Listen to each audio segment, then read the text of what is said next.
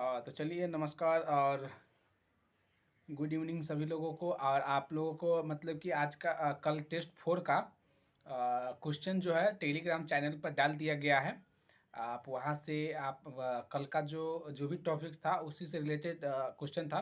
वो सब आप क्वेश्चन आप लोग बना बना लीजिएगा और आपको आंसर की भी अब थोड़ी देर में मिल जाएगा। ठीक है, तो आज हम लोग जो पढ़ेंगे, आज हम लोग लगभग 7-8 टॉपिक पढ़ेंगे। ठीक है, पहला टॉपिक हमारा रहेगा भारतीय नागरिकता। ठीक है, पॉलिटी का टॉपिक है और यह भारत की जो नागरिकता है उससे संबंधित हम टॉपिक आज हम लोग डिस्कस करेंगे। ठीक, तो आप लोग पेज नंबर कितना है, 215, पेज नंबर 215 में देख लीजिए। ऊपर रेड कलर से लिखा होगा भारतीय नागरिकता। भारतीय नागरिकता भाग 2 है। नागरिकता का जो चर्चा है ना, हम लोग भारत के नागरिक है, ठीक ना।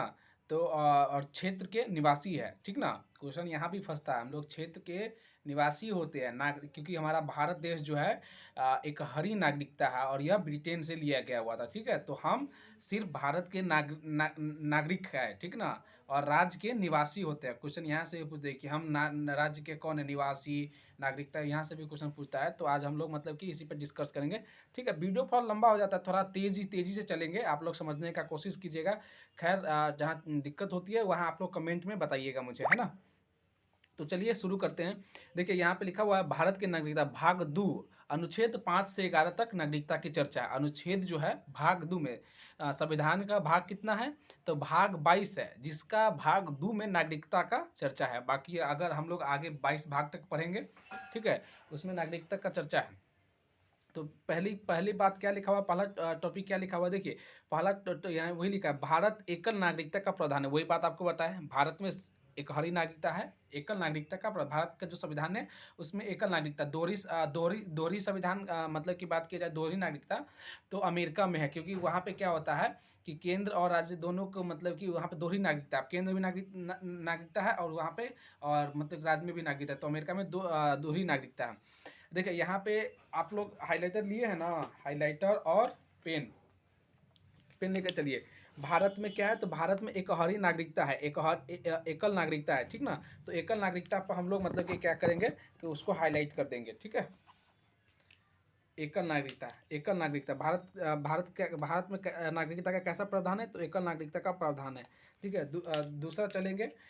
दूसरा पॉइंट क्या कर रहा है, भारतीय नागरिकता अधिनियम 1955 के अनुसार अनुसार निम्न में से किसी एक आधार पर नागरिकता प्राप्त की जा सकती है। ठीक है, मतलब कि जैसे कहना का मतलब यह कह रहा है, भारत की जो नागरिकता अधिनियम 1950 के अनुसार मतलब कि निम्न में जो जितना जो दिया है ना उसके अनुसार आप नागरिकता प्राप्त कर सकते हैं। देखिए नागरिकता प्राप्त करने का कई मतलब की है, जिसमें मतलब कि लगभग 5 तरीके से आप नागरिकता प्राप्त कर सकते हैं। 5 तरीके से नागरिकता प्राप्त कर सकते हैं भारत देश में।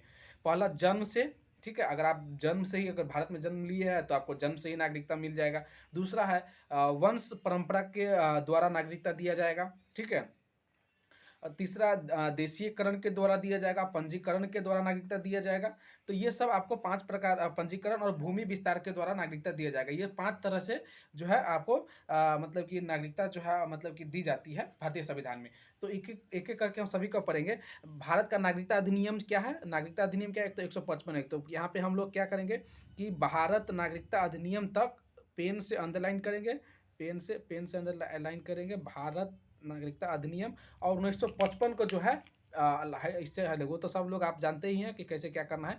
अब तेजी में चलेंगे। ठीक है, के अनुसार निम्न प्रकार की नागरिकता प्राप्त की जा सकती है। ठीक है, जिसमें अगर क्वेश्चन यहाँ भी पूछ सकते, भारत में कितने प्रकार से नागरिकता प्राप्त की जा सकती है, भारत में कितने प्रकार से नागरिकता प्राप्त, ये भी मतलब पूछा जाता है। तो पहला है जन्म से, प्रत्येक व्यक्ति जिसका जन्म संविधान लागू होने के अर्थात 26 जनवरी 1950 ईस्वी को या उसके पश्चात भारत में हुआ हो, वह जन्म से ही भारत के नागरिक हो। आपदा राजनकीय बच्चों, विदेश के बच्चे, मतलब कहने का मतलब ये है कि जो अगर आप जन्म से किस तरह से नागरिकता प्राप्त कर सकते हैं, तो कह रहा है संविधान बनने से पहले, जैसे 26 जनवरी 1950 को जो है लागू हुआ था संविधान, उससे पहले अगर यहाँ का मतलब कि है देश में जन्म लिए हुए हैं और संविधान बनने के बाद भी अगर इसमें जन्म लेते हैं तो उसमें आपको उस तरीके से भी नागरिकता दी जाएगी। जनवरी 1950 को एक मेन टॉपिक है। 26 जनवरी 1950 को क्या होता है कि हमारा संविधान लागू हुआ था। हमारा संविधान लागू हुआ था 26 जनवरी 1950 को। प्रत्येक व्यक्ति जिसका जन्म संविधान लागू होने अर्थात 26 जनवरी 1950 ईस्वी या उसके पश्चात, मतलब पहले, मतलब कि संविधान लागू के बाद या उससे पहले, वही बात आपको बताएं, लागू होने के पहले हुआ, वह जन्म से ही भारत का नागरिक हो, वह जन्म से ही नागरिक हो। अपवाद राज न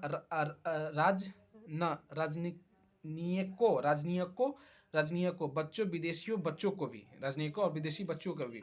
दूसरा है वंश परंपरा के वंश जो है ना, वंश परंपरा के अनुसार, मतलब कि उसका पापा नागरिकता है तो उसको भी, मतलब पापा जैसे कि मान लीजिए भारतीय है तो उसका बेटा को भी, मतलब वंश के अनुसार ये ना हुआ, ठीक है, वंश के अनुसार नागरिकता दी। यहाँ पे क्या लिखा है, भारत के बाहर अन्य देश 26 जनवरी अन्य देश में 26 जनवरी 1950 के पश्चात जन्म लेने वाले व्यक्ति भारत का नागरिक माना जाएगा। कहने का मतलब ये कह रहा है कि वंश परंपरा के अनुसार अगर आप नागरिकता लेते हैं, ठीक है, वंश परंपरा के अनुसार अगर आप नागरिकता लेते हैं तो कह रहा भारत के बाहर अन्य देश भारत के बाहर अन्य देश 26 जनवरी 1950 के पश्चात पहले जन्म लेने वाले व्यक्ति को भारत का नागरिक माना जाएगा यदि वह जन्म के समय उसके माता पिता या कोई भारतीय नागरिक हो। मतलब कहने का मतलब समझ गए, वंश परंपरा के अनुसार कैसे नागरिकता ली जाएगी। जैसे कि समझिए,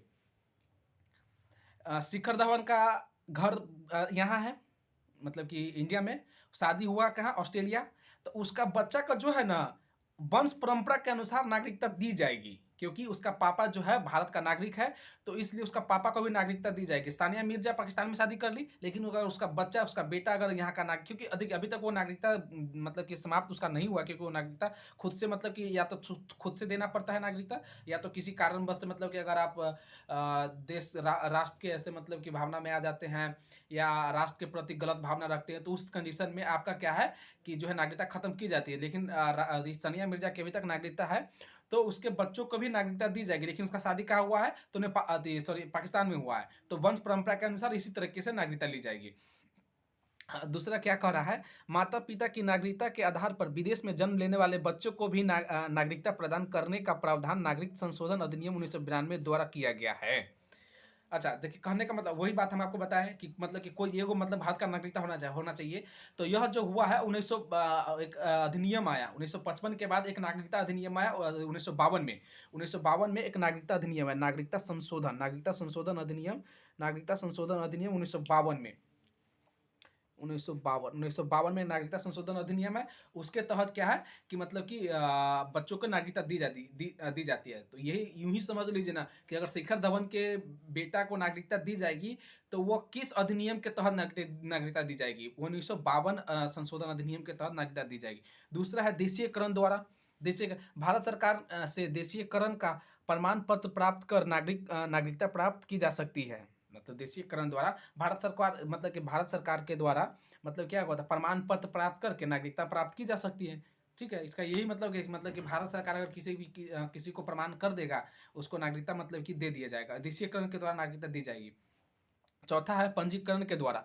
निम्नलिखित वर्गों में से आने वाले लोग पंजीकरण के द्वारा भारत में नागरिकता प्राप्त कर सकते हैं। मतलब कि जो नीचे जो दिया गया है ना, उसके अनुसार भी हम लोग नागरिकता प्राप्त करते हैं। मतलब कि नीचे जो दिया है कुछ मतलब टर्म एंड कंडीशन दिया हुआ कि किस किस तरह से पंजीकरण के द्वारा हम लोग नागरिकता प्राप्त कर सकते हैं। देखिए ए में क्या है, वे व्यक्ति जो पंजीकरण प्रार्थना पत्र देने की विधि से 6 माह पूर्व से भारत में रह रहे हो। कह रहा है कि वह वर्ग में आने वे व्यक्ति जो पंजीकरण का जो प्रार्थना पत्र, पंजीकरण जो फॉर्म भरेगा, प्रार्थना पत्र की तिथि से 6 माह पूर्व भारत में रह रहे हो। मतलब कि पंजीकरण मतलब कि आप आए और एकाएक नहीं भर सकते, 6 माह पूर्व मतलब कि है तो उसको फॉर्म भर सकते हैं। दूसरा है वे भारतीय जो अविभाज्य भारत से बाहर किसी देश में निवास कर रहे हैं, वे भारतीय जो अविभाज्य भारत से बाहर किसी देश में निवास कर रहे हैं। ठीक है, मतलब कि देखिए वह देश जो किसी दूसरे देश में मतलब कि निवास कर रहे हैं, अगर वो अभी तक मतलब कि उस देश का नागरिकता नहीं लिया है, तो इस देश का मतलब कि आप जो है कि मतलब कि पंजीकरण के द्वारा नागरिकता ले सकते हैं। तीसरा क्या लिखा है, वे स्त्री जो भारतीय से विवाह कर चुकी है या भविष्य में विवाह करेगी। मतलब कि क्या पंजीकरण के माध्यम से, नेपाल है ना अपना बॉर्डर, नेपाल, अगर आप नेपाल में शादी करते हैं तो क्या होता है कि उसका नागरिकता नेपाल का रहता है, आप शादी करके लिया इंडिया में, तो क्या होगा शादी के कुछ दिन बाद, ये नहीं समझिए कि आज शादी करके लाए, आज 6 महीना ऊपर प्रावधान दिया हुआ है कि इसके तरह मतलब 6 महीना फॉर्म पत्र बनने से 6 महीने से रह रही है, तो आप अपनी पत्नी को क्या है कि इस अधिनियम मतलब कि इसके द्वारा क्या है कि पंजीकरण के द्वारा अपनी पत्नी को नेपाल में शादी करने के बाद भी आप भारत का नागरिकता दिलवा देंगे, लेकिन भारत की जैसे ही नागरिकता लेंगे तो वहाँ का नागरिकता आपका खत्म हो जाएगा।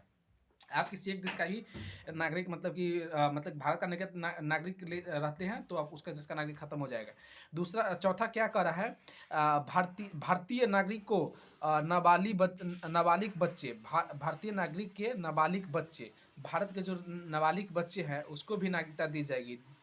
पाँचवा जो है, राष्ट्रीय मंडलीय देशों के नागरिक जो भारत में रहते हैं वो या भारत सरकार के नौकरी कर रहे हैं आवेदन पत्र देकर भारत की नागरिकता प्राप्त कर सकते हैं। देखिए देखिए राष्ट्रमंडलीय देश मतलब देश के बाहर, जो राष्ट्रमंडल के देश के बाहर जो भारत में अगर नौकरी करते हैं, भारत में नौकरी कर रहे हैं, वैज्ञानिक हो कोई भी मतलब कि व्यक्ति अगर भारत में नौकरी कर रहा हो तो वो पंजीकरण विधि के द्वारा आप नागरिकता ले सकते हैं। इसके द्वारा भूमि विस्तार समझिए, यदि किसी नए भूभाग को भारत में शामिल किया जाए तो, जैसे कि मान लीजिए नए भूभाग को किसी भारत में शामिल किया जाए तो उसके तहत भी नागरिकता दी जाएगी। अभी हम लोग मतलब कि क्या है ना, अभी नेपाल को मिलाएंगे या अन्य और देश को अन्य देश के सीमा को मिलाएंगे या किसी देश के राज्य के सीमा को अपने भारत में मिलाएंगे तो वहां बसने वाले सभी लोगों को नागरिकता वहां दिया जाएगा, मतलब कि भारत के तो पंजीकरण की विधि से नागरिकता दिया जाएगा। ठीक है, जैसे सिक्किम को हम लोगों ने 1976 में भारत का एक राज्य बनाया था ना,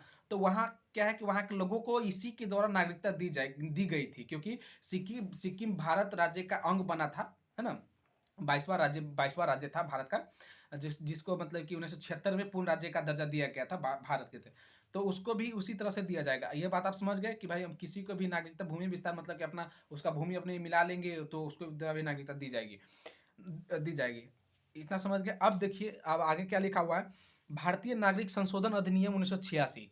देखिए भारतीय नागरिक अधिनियम 1986 क्या कहता है, इस अधिनियम के आधार पर भारत नागरिक संशोधन अधिनियम 1955 की निम्न संशोधन किए गए। 1955 में निम्न संशोधन किए गए, 1955 का अधिनियम में निम्न संशोधन कह रहा है। भारतीय अधिनियम 1986, भारत के जो भारतीय नागरिक संशोधन अधिनियम 1986 है, इस अधिनियम के आधार पर भारत नागरिकता संशोधन अधिनियम, भारत की जो नागरिकता संशोधन अधिनियम 1955 में निम्न संशोधन किए गए। 1955 भारत की नागरिकता संशोधन अधिनियम 1955 है। ठीक है, ठीक है, भारत के नागरिकता संशोधन अधिनियम क्या है 1955 है। उसमें उसमें उसमें क्या उसमें भारतीय नागरिक संशोधन अधिनियम 1986 के आधार पर बहुत कुछ संशोधन किया गया। किसके आधार पर, तो इसके आधार पर, इसके एक मिनट मुझे हाईलाइट करने दीजिए। हाँ समझ गए, कह सिंपल वे में समझिए, भारतीय नागरिकता संशोधन अधिनियम 1986, इस अधिनियम के आधार पर भारतीय नागरिक संशोधन अधिनियम 1955 में निम्न संशोधन किए गए। ठीक है, तो 1986 में एक नागरिकता संशोधन अधिनियम आता है जिसमें 1955 के अधिनियमों में संशोधन किया जाता है। तो अब क्या कह रहा है, अब देखिए एक में क्या कह रहा है, अब भारत में जन्म लेने वाले उस व्यक्ति को भी नागरिकता प्रदान की जाएगी जिसका माता पिता में से एक भारत का नागरिक हो। यह बात तो मतलब कि पहले भी है, 1986 में संशोधन किया गया।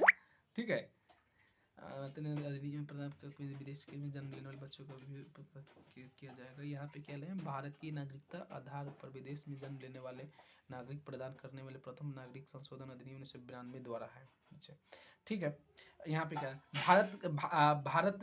भारत में जन्म लेने वाले उस व्यक्ति को भी नागरिकता प्रदान की जाएगी जिसके माता पिता में से एक भारत के नागरिक हो। ये तो स्वाभाविक बात है कि मान लीजिए अगर भारत में जन्म लेने वाले केवल उस व्यक्ति को ही नागरिकता प्रदान की जाएगी जिसके माता पिता में से भारत के एक नागरिक हो। ठीक है, सिंपल वे में अगर हमारे माता पिता अगर भारत का नागरिकता है, अगर हम भारत में जन्म लिए तो हमको भी नागरिकता दी जाएगी। तो यह प्रावधान हुआ 1986 में एक अधिनियम है उसके तहत। दूसरा क्या है, जो व्यक्ति पंजीकरण के माध्यम से भारतीय नागरिक प्राप्त करना चाहते हैं उन्हें अब भारत में कम से कम 5 वर्षों तक निवास करना होगा। देखिए पहला में क्या था कि मतलब कि 6 वर्ष पंजीकरण के माध्यम से क्या था कि 6 वर्ष ही था ना, 6 वर्ष ही था। हाँ, यहाँ पे लिखा है ना, पंजीकरण के माध्यम से वे व्यक्ति जो पंजीकरण प्रार्थना पत्र देने की तिथि से 6 माह पूर्व से भारत में रह रहे, लेकिन एक अधिनियम आता है 1986 में, जिसमें यह कहा जाता है कि अगर कोई भी व्यक्ति पंजीकरण माध्यम से अगर आप लेना चाहते हैं तो उसमें आपको 5 वर्षों तक भारत में रहना पड़ेगा, तब आपको पंजीकरण विधि से नागरिकता दी जाएगी। तो क्वेश्चन यहाँ पे आप समझिए, क्वेश्चन यहाँ पे अब अति हो रहा है, मतलब कि टकरा रहा है। ठीक है, क्वेश्चन पूछेगा कि किस अधिनियम के द्वारा यह प्रावधान किया गया कि भारत में रहने वाले व्यक्ति को पंजीकरण विधि से अगर वह नागरिकता प्राप्त करना चाहता है तो उसको कितने वर्ष तक, मतलब कि 5 वर्ष तक रहेगा, ये किस अधिनियम के द्वारा हुआ?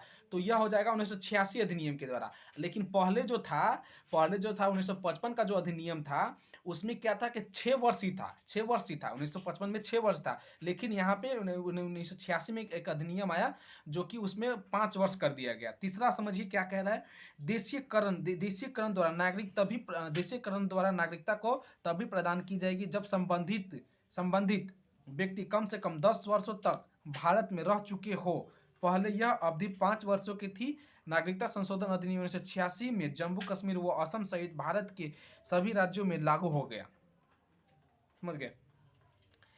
देशीयकरण, एक मिनट, यहाँ पे देखिए क्या कह रहा है, देशीयकरण द्वारा नागरिकता, देशीयकरण ऊपर ऊपर पढ़ा रहे हैं, पहले ऊपर देखिए, पहले क्या था, देशीयकरण द्वारा प्राप्त किया जाता था 1955 के अधिनियम के द्वारा, लेकिन इसमें क्या है कि देशीयकरण अधिनियम के द्वारा प्रमाण पत्र पर नागरिकता प्राप्त की जा सकती थी, जिसकी अवधि 5 वर्ष थी। पहले 5 वर्ष थी ना, देशीयकरण द्वारा 5 वर्ष थी, इसमें नहीं लिखा हुआ है लेकिन नीचे लिखा हुआ है। ठीक है, 1955 के जो अधिनियम पे आधारित था देशीकरण द्वारा नागरिकता प्राप्त करने का, उसमें अवधि कितना वर्ष का था? 5 वर्ष का था। लेकिन 1986 में एक अधिनियम आया जिसमें क्या कहता है, 5 वर्षों से 10 वर्ष, देशीकरण द्वारा 10 वर्ष किया गया। 1986 में 10 वर्ष किया गया, समझ जाइए। अब यहाँ पे ये हो गया, ठीक है। और इसी के तरह नागरिक संशोधन अधिनियम 1986 में जम्मू कश्मीर असम एवं सभी राज्यों में लागू किया गया। भारतीय नागरिकता का अंत, देखिए भारतीय नागरिकता का अंत, अब देखिए भारतीय नागरिकता का अंत कैसे होता है।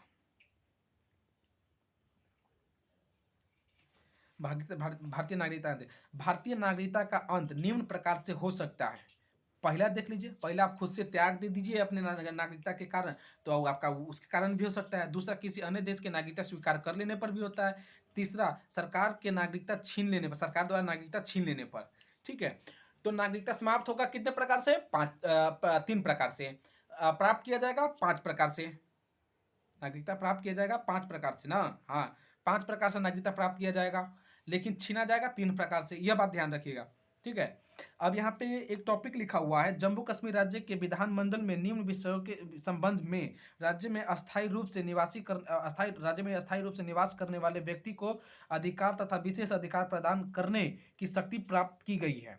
फर्स्ट में क्या है, राज्य के अधीन योजना के संबंध में, राज्य में अचल संपत्ति के अर्जन के संबंध में, राज्य के अस्थायी रूप से बस जाने के संबंध में, छात्रवृत्तियां अथवा इसी प्रकार के सहायता जो राज्य सरकार प्रदान करे।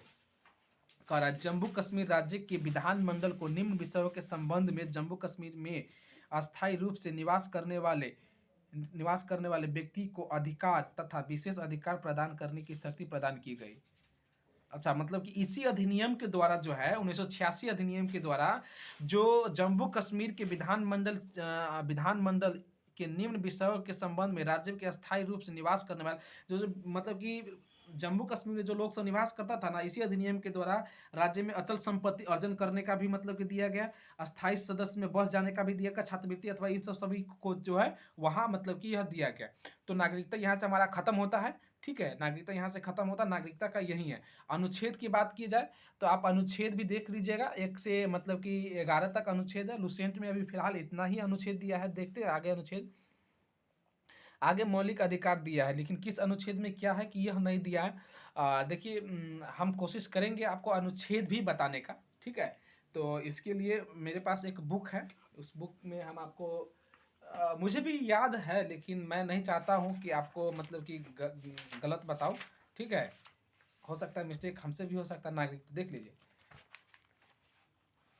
क्योंकि हम भी रिवीजन ही कर रहे हैं। देखिए नागरिकता अधिनियम 5 से संविधान 5 से मतलब कि 5 से 11 तक चलता है। जिसमें 5 में यह कहा जाता है, अनुच्छेद 5 में देखिए अनुच्छेद 5 क्या कहता है, संविधान प्रारंभ में दी गई नागरिकता अर्थात जब संविधान बना तो उन सभी लोगों को नागरिकता दी जाएगी जो उस समय भारत के अंदर थे। देखिए जब संविधान बना ना, संविधान बना, जब संविधान प्रारंभ हुआ, प्रारंभ में दी गई नागरिकता, संविधान के प्रारंभ में दी गई नागरिकता अर्थात संविधान बने तो उस सभी लोगों को नागरिकता दी गई जो उस समय भारत में थे।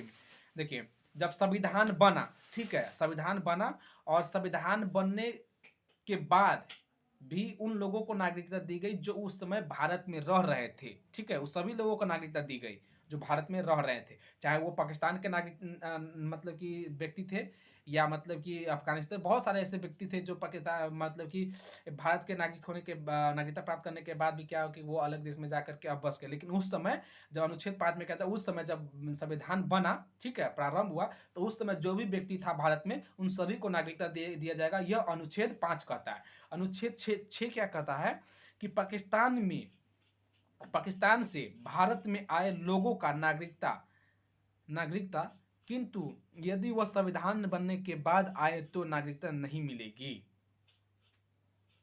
देखिए अनुच्छेद क्या कर रहा है कि यदि कोई व्यक्ति पाकिस्तान से भारत आए तो उसको नागरिकता दी जाएगी, लेकिन संविधान बनने से पहले आए होंगे तो संविधान लागू होने के बाद अगर वो आए तो उसको नागरिकता नहीं दी जाएगी। सीधा समझिए, संविधान लागू होने के बाद पाकिस्तान से अगर कोई व्यक्ति आएगा तो उसको नागरिकता नहीं दिया जाएगा। अनुच्छेद 6 संविधान आने के बाद नागरिकता, संविधान लागू होने के बाद अगर पाकिस्तान से कोई व्यक्ति आएगा उसको नागरिकता नहीं दिया जाएगा। अनुच्छेद 6 समझिए, नागरिकता नहीं मिलेगी।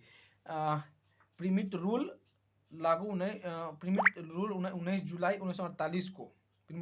अनुच्छेद 7 क्या कहता है, स्वतंत्रता के बाद भारत से पाकिस्तान चले गए ऐसे व्यक्ति जो संविधान बनने से पहले लौट आए तो उसको नागरिकता दी जाएगी। ठीक है, दोनों में कंफ्यूजन होगा, समझिए। इसमें भी आपको क्या होगा कि मतलब कि अगर नागरिकता मतलब कि इसमें भी नहीं की बात कर रहा है और इसमें भी नहीं की बात कर रहा है, लेकिन क्या है, वर्ड का चेंज है, समझिए। अनुच्छेद 6 क्या कहता है कि पाकिस्तान से आए व्यक्ति को नागरिकता नहीं दी जाएगी अगर वो संविधान बनने के बाद अगर आएंगे तो। ठीक है, भारत से अगर वो चले गए, ठीक है, भारत से चले गए, लेकिन अगर वो संविधान बनने से पहले अगर आ गए तो नागरिकता दी जाएगी, संविधान बनने के बाद आएगी तो नागरिकता नहीं दी जाएगी भारत। ठीक है, अनुच्छेद 7 क्या कहता है कि स्वतंत्रता के बाद पाकिस्तान चले गए, पाकिस्तान। स्वतंत्रता तो हमारा मतलब कि 1947 में 15 अगस्त 1947 को हो गया, समझ गए, 15 अगस्त 1947 को हो गया। लेकिन स्वतंत्रता के बाद कुछ व्यक्ति पाकिस्तान चले गए, ठीक है, लेकिन वो व्यक्ति संविधान बनने से पहले, जैसे कि संविधान हमारा लागू हुआ मतलब कि क्या हुआ 26 जनवरी 1950 को लागू हुआ, लेकिन 26 जनवरी 1950 से लेकर के 15 अगस्त 1947 के बीच में, अगर इस बीच में अगर कोई भी नागरिक अगर पाकिस्तान से अगर भारत आ गया था तो उसको नागरिकता दी जाएगी। क्या मतलब कि अनुच्छेद 7 की तरह, समझ गए। देखिए सिंपल सा समझिए कि अगर 1947 में देश आजाद हुआ, 1950 में संविधान लागू हुआ, 3 वर्षों का गैप था, 3 वर्षों में नागरिक कहीं गया आया उससे कोई मतलब नहीं है, कहीं गया आया कोई मतलब, लेकिन 3 वर्ष के बीच में अगर वो आ गया, 1950 से पहले आ गया तो उसको नागरिकता दी जाएगी। लेकिन ये कौन कहता है, अनुच्छेद 6 कहता है, सॉरी अनुच्छेद 7 कहता है। अनुच्छेद 6 क्या कहता है कि वैसे व्यक्ति जो भारत चले गए लेकिन उसको भी नागरिकता दी जाएगी जो मतलब संविधान बनने से पहले आए तो। ठीक, 8 अनुच्छेद क्या कहता है, अनुच्छेद 8 क्या कहता है, अनुच्छेद विदेश भ्रमण या नौकरी करने पर भारत की नागरिकता समाप्त नहीं की जाएगी। ठीक है, हम विदेश घूमने चले गए, ठीक है, 2 महीना के लिए, 3 महीना के लिए, 6 महीना के लिए या काम करने के लिए चले गए, घूमने के लिए चले गए, तो उसमें हमारा नागरिकता समाप्त नहीं की जाएगी। यह अनुच्छेद 8 कहता है। अनुच्छेद 8 के तहत अनुच्छेद 8 जो है उसके तहत आपको नागरिकता समाप्त नहीं की जाएगी अगर कहीं किसी विदेश में घूमने चले जाते हैं, तो अनुच्छेद 8 कहता है। अनुच्छेद 9 कहता है विदेशी नागरिकता ले लेने पर आपको समाप्त कर दी जाएगी। अगर आप किसी भी देश का, नेपाल का अगर नागरिकता आप ले लेते हैं तो आपको क्या है कि आपको यह नागरिकता आपको समाप्त कर दी जाएगी भारत के, कि भारत में अगर आप किसी दूसरे देश का नागरिकता लेते हैं तो आपको नागरिकता समाप्त कर दी जाएगी। यह अनुच्छेद कौन कहता है, 9। ठीक है, अनुच्छेद 10 क्या क्या कहता है, भारत की नागरिकता बनी रहेगी तब तक जब तक आप कोई देश के विरोध कार्य नहीं करेंगे। अनुच्छेद 10 क्या कहता है कि अगर हम देश के विरोध अगर कोई कार्य करेंगे ना, देश के विरोध अगर देश के मतलब कि देशद्रोही वाला काम करेंगे, मतलब कि ऐसा, मतलब कि अपना, मतलब कि सीक्रेट चीज़ें, मतलब कि किसी अन्य देश को बताएंगे अपने देश के बारे में, तो ये देशद्रोही वाला काम है। तो इसके तहत क्या है कि आपको नागरिकता समाप्त कर दी जाएगी। लेकिन इसमें कह रहा है कि तब तक नहीं समाप्त की जाएगी जब तक आपको अनुच्छेद, मतलब कि 10 का है, तब तक नहीं समाप्त की जाएगी जब तक आप ये काम नहीं करेंगे। तो 11 क्या कर रहा है, नागरिकता संबंधित कानून बनाने का अधिकार क्या है, सिर्फ संसद के पास है, संसद के पास है। ठीक, समझ गए। अनुच्छेद 11 संसद के पास, एक बार रिवीजन कर लेते हैं, ठीक, पढ़ लिए।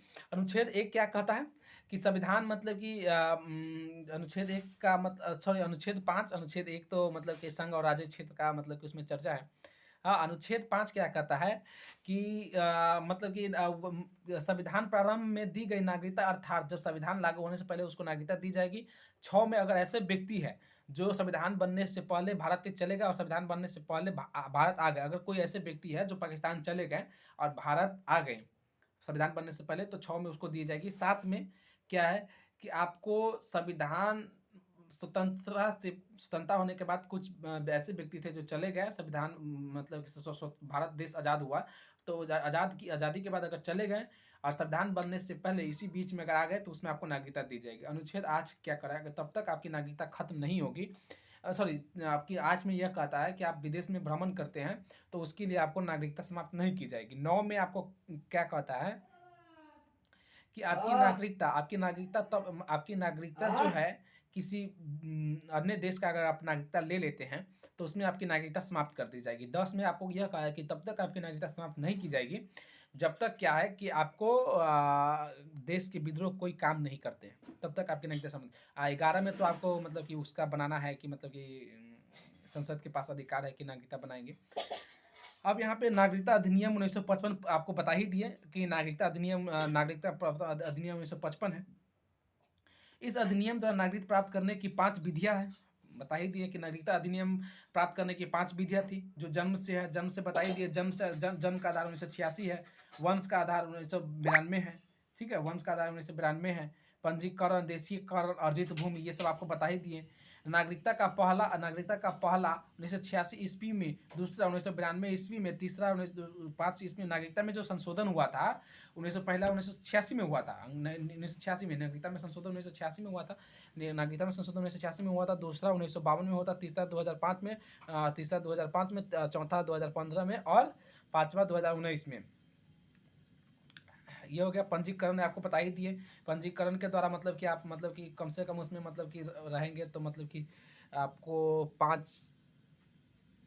साल लगातार रहना पड़ेगा। इसके बाद उसमें बढ़ा दिया गया, पंजीकरण में 7 साल कर दिया, इसमें 5 दिया है, इसमें 7 दिया है। इसमें पंजीकरण की विधि से 7 साल आपको रहना पड़ेगा, देशीयकरण की विधि से 12 साल, उसमें 10 दिया है।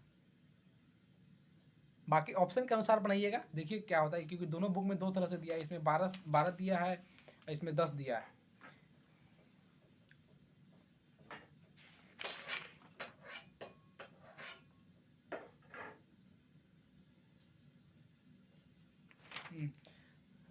तो आगे देखिए, देशीयकरण द्वारा अर्जित भूमि द्वारा तो बता ही दिए।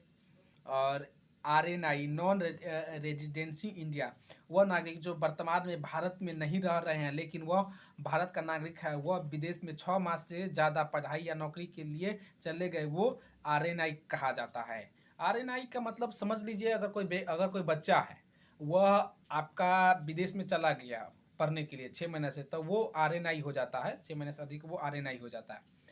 आपका ओवरसीज नागरिकता जो है, यह 2005 में लक्ष्मीमल सिंघवी समिति द्वारा जोड़ा गया था। ओवरसीज नागरिकता लक्ष्मीमल समिति द्वारा यह बड़े उद्योगपतियों को दिया जाता है। ओवरसीयर नागरिकता जो है ना, बड़े उद्योगपतियों को दिया जाता है जो विदेश नागरिकता ग्रहण कर लिया है। इस नागरिकता को प्राप्त करने वाले व्यक्ति को वीजा के भारत आ सकते हैं, मतलब कि बिना वीजा के भारत आ सकते हैं, उसका वीजा आजीवन मान्य रहेगा। कह रहा है ओवरसीज नागरिकता 2005 में लक्ष्मी सिंघवी समिति के द्वारा जोड़ा गया था।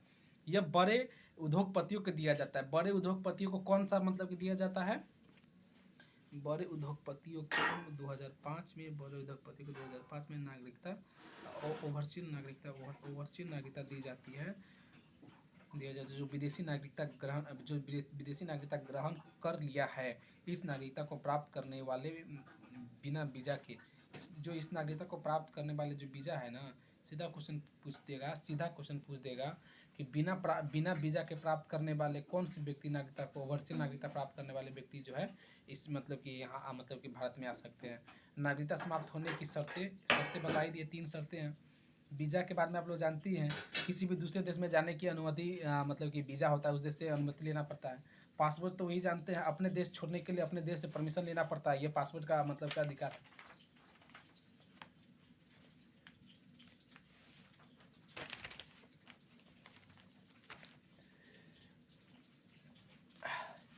एम्बेसडर राजदूत जानते हैं, एम्बेसडर राजदूत मतलब कि प्रत्येक देश में मतलब प्रत्येक देश का अपना एक एम्बेसडर जो राजदूत होता है, ठीक ना। यह अपने देश का एक अधिकार हो जो दूसरे देश में राजनीतिक संबंध को बनाए रखने के लिए मतलब किया जाता है। कोई भी देश मतलब किसी देश के राजदूत पर पुलिस कार्रवाई नहीं कर सकती है, ठीक है। जो राजदूत है, कोई भी देश किसी देश पर पुलिस कार्रवाई नहीं कर सकती है, कोई भी देश किसी देश पर पुलिस कार्रवाई नहीं कर सकती है, गिरफ्तारी या मुकदमा नहीं चला सकती है, ठीक है। तो राजदूत पे कोई भी देश पुलिस कार्रवाई नहीं चला सकती है, राजदूत पे कोई भी देश पुलिस कार्रवाई, गिरफ्तार, मुकदमा नहीं चला सकती है, राजदूत पर कोई नहीं। व्यवस्था विनिमय समझौता के तहत किया गया राष्ट्रमंडल देश के राजदूत को उच्च आयुक्त कहा जाता है। राष्ट्रमंडल के देशों को, राष्ट्रमंडल के जो देश है उसके राजदूतों को उच्चायुक्त कहा जाता है। उच्चायुक्त राष्ट्रमंडल समझते हैं किसको कहते हैं? राष्ट्रमंडल उस देश को कहते हैं जो कभी ना कभी ब्रिटेन का गुलाम था, ठीक है। लगभग 53 देश, लगभग हाँ 53 देश जो है ब्रिटेन का मतलब कि राष्ट्रमंडल देशों की जो संख्या थी मतलब 53 थी। इसमें 53 दिया हुआ है, 53 थी। तो उस देश के जो मतलब कि राजदूत होगा उसे उच्चायुक्त कहा जाता है, मतलब कि हाई कमिश्नर। राष्ट्रमंडल देश वैसे देश जो कभी न कभी इंग्लैंड का गुलाम रहा, राष्ट्रमंडल देश कहते हैं। इसकी संख्या 53 है। कॉमनवेल्थ का मुख्यालय लंदन में है। कॉमनवेल्थ का मुख्यालय आपसे पूछ देगा, कॉमनवेल्थ का मुख्यालय लंदन में है। वर्तमान में कॉमनवेल्थ का अध्यक्ष महाराजा चार्ल्स तृतीय है। महाराजा चार्ल्स तृतीय वर्तमान में कॉमनवेल्थ का अध्यक्ष है। महाराजा चार्ल्स तृतीय कॉमनवेल्थ का अध्यक्ष है। महारानी एलिजाबेथ द्वितीय, महारानी एलिजाबेथ द्वितीय फ्रांस, महारानी एलिजाबेथ द्वितीय प्रिंस चार्ल्स को अपना उत्तराधिकारी बनाई नियुक्त की थी। अमेरिका ब्रिटेन का गुलाम था किंतु वह कॉमनवेल्थ में शामिल। अमेरिका जो था ब्रिटेन का गुलाम था, देखिए अमेरिका जो ब्रिटेन का गुलाम था लेकिन कॉमनवेल्थ में शामिल नहीं था। इसको हाईलाइट कर लीजिए, अमेरिका ब्रिटेन का गुलाम था लेकिन कॉमनवेल्थ में शामिल नहीं था। CA 19 में ये सब आपको मतलब देखिए ही हो जाएगा। नागरिक संशोधन अधिनियम CAA, जिसको सिटीजन अमेंडमेंट कहा जाता है। नागरिक संशोधन अधिनियम यह भारत के संसद द्वारा पारित किया गया अधिनियम है जिसमें सन 1955 का नागरिकता कानून को संशोधित करके यह व्यवस्था की गई थी कि 31 दिसंबर 2014 से पहले पाकिस्तान, अफगानिस्तान और बांग्लादेश में धार्मिक प्रताड़ना वाले अल्पसंख्यक हिंदू, बौद्ध, सिख और पारसी एवं ईसाई को भारत की नागरिकता प्रदान की जाएगी। सीधा कह रहा है कि 1955 में एक CAG तो समझते हैं ना, CAG लाया गया था 2019 में कि अगर 31 दिसंबर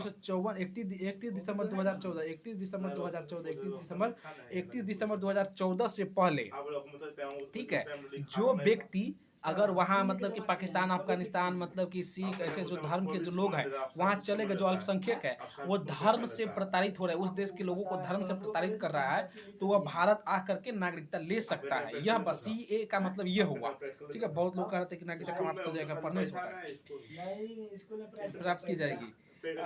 इस विधेयक में भारतीय नागरिकता को प्राप्त करने के लिए 11 वर्ष तक भारत में रहने की शर्त में छूट देते हुए इस अवधि में केवल 5 वर्ष का बात किया गया। देखिए इसके तहत अगर आप नागरिकता लेते ना तो 11 वर्ष के तहत छूट दी जाती थी, जिसमें मात्र 5 वर्ष किया गया था। 20 दिसंबर 1919 को पाकिस्तान के 7 शरणार्थी 20 दिसंबर 2019 को पाकिस्तान के 7 शरणार्थी जो है भारत की नागरिकता को दे करके इस अधिनियम को लागू किया गया था।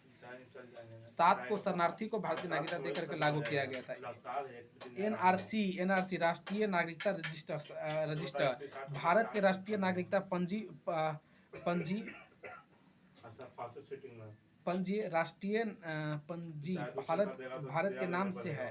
जो असम के वास्तविक वैध नागरिक है वह विशेष पंजी विशेष रूप से असम के लिए बनाई गई थी। जब पाकिस्तान और बांग्लादेश की लड़ाई चल रही थी तो बहुत से लोग वहां से भाग कर चले गए थे। ये सभी लोगों को धार्मिक प्रेरित नहीं बल्कि अपने ही देश के लोगों को द्वारा प्रेरित थे। इसमें सुप्रीम कोर्ट 2013 के कहा गया था कि एनआरसी लाइए और व्यक्ति को 24 जनवरी 1977 का आईन एनआरसी में किया गया था।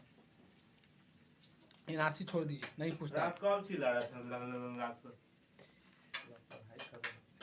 यही है आपका, इतना ही मतलब कि है नागरिक से संबंधित इतना ही है। बाकी जो डाउट है इसमें त्रुटि होगा तो आप लोग बताइएगा, ठीक है। बाकी आगे हम लोगों को पढ़ना है, आगे जो है नागरिकता के बाद भी और कुछ पढ़ना है, बताएंगे अगले वीडियो में।